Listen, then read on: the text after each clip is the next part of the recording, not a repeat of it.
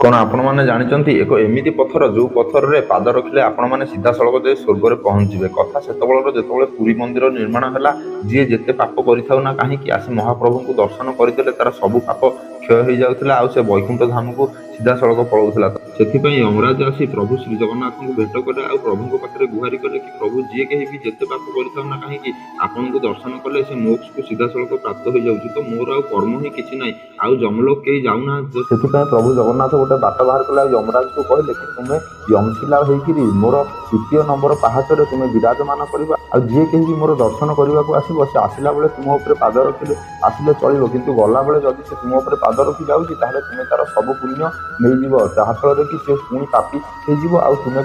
नर्क नहीं जाए से दिन ठारू यमराज पुरीर तृतीय नंबर पहाचरे विराजमान कले आ जी कहीं भी दर्शन करने को जाए गला बेले तो पाद रखी गले चलो किंतु जदि आसला बेले से तृतीय नंबर पहाचरे यमशिला उपर पाद रखी आसुचे तार सब पुण्य क्षय हो पुणी पापीर भागीदार हो नर्क को जीव तो गर्वर सहित आम चैनल को सब्सक्राइब कर कमेंट बॉक्स में जय जगन्नाथ लिखि दियो।